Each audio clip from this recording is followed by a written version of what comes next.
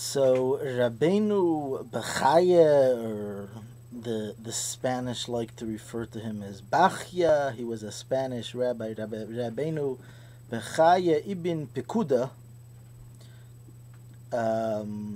famous for his commentary on the Chumash and for his Chayvis Halavavis.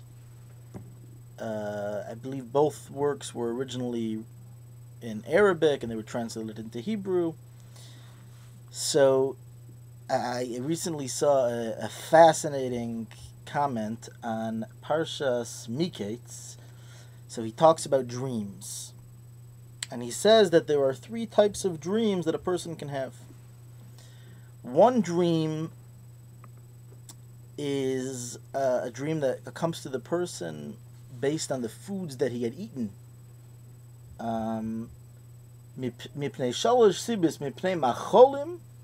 It's because of the foods. Apparently he says that the gases of the foods create these images at night. That's one type of dream.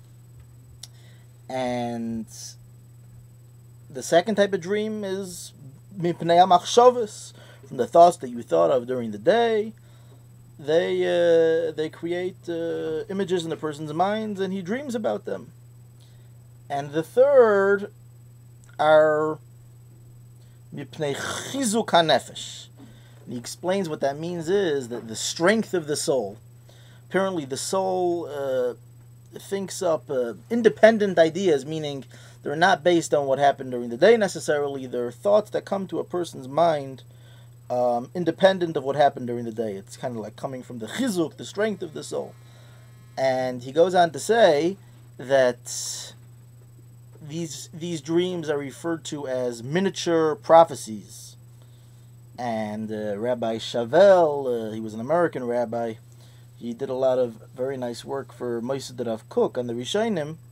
So in the footnote he quotes from a Gemara in Brachas, Nun Zayin Amid Beis, 57b.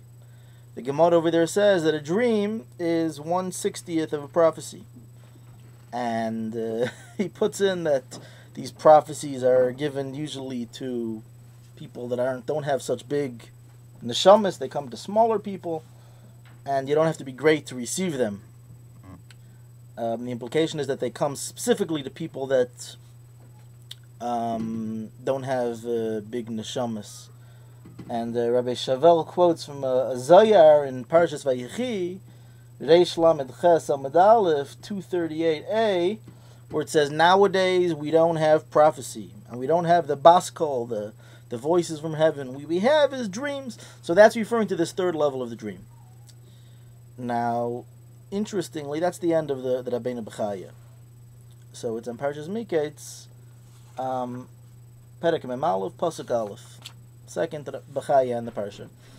So, interestingly, I saw from the Mahrasha, Rabbi Shmuel Eliezer Adels, or Adlis, I'm not sure exactly how you pronounce it, 1555 to 1631.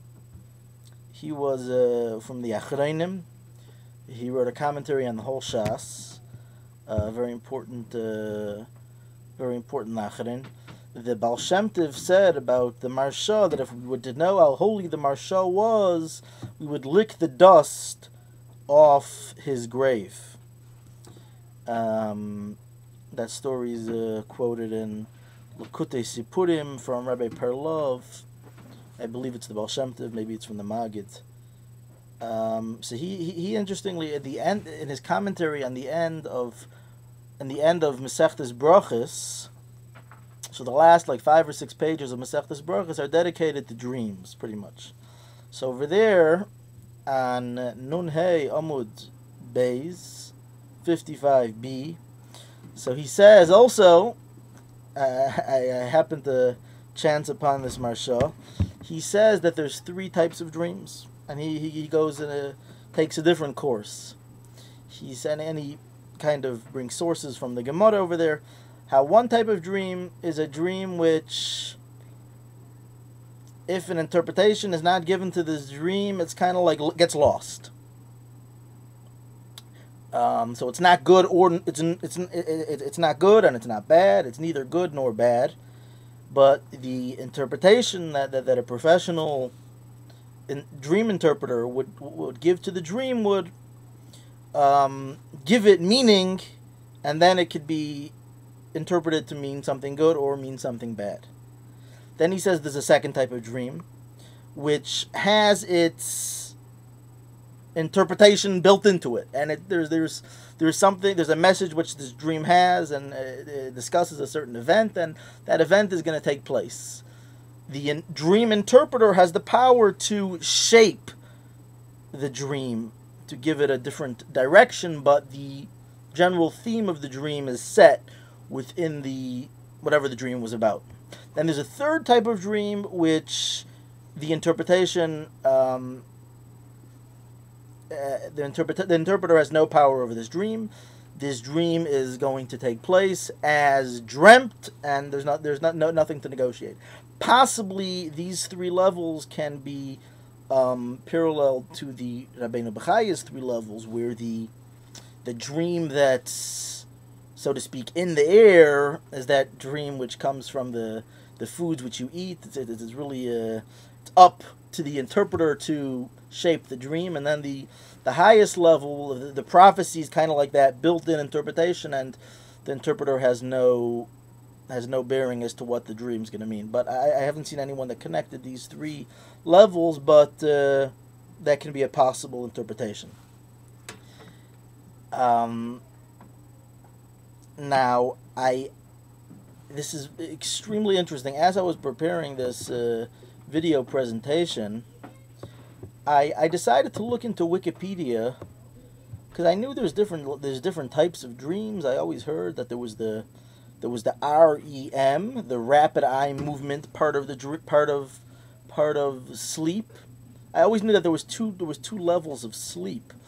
So I wanted to see what the scientists have to say about this. So if you Wikipedia sleep, so it says sleep stages, that one stage is called REM, the rapid eye movement, and then there's the non-REM, the non-rapid eye movement. But apparently the American Academy of Sleep Medicine, in March of 2007, invented a third level, which they call delta sleep, or slow wave sleep. So it's fascinating to see that possibly these three levels of sleep can be connected. Maybe not, maybe this is totally off, but I thought that would be interesting to note. Now, I saw a mimer of the Rebbe Rashab, Tofreish Ayin Ches, 1928, Parshas Vayechi. Fascinating mimer. I'm going to quote briefly, because we have to finish the video within 10 minutes. I'm going to quote briefly. He quotes from the Rishonim.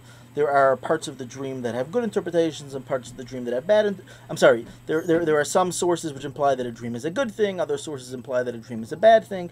And then he goes on ahead and says that a dream, what takes place during a dream is similar. The dream is the cleansing process with which a person ascends, which a person has to go through for his soul to ascend to heaven.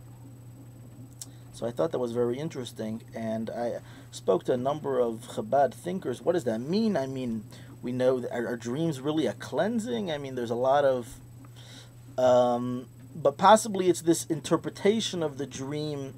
I don't know. I'm not sure what the Rebbe Rashab means that the dream's a cleansing process. Maybe he's referring only to some of the levels.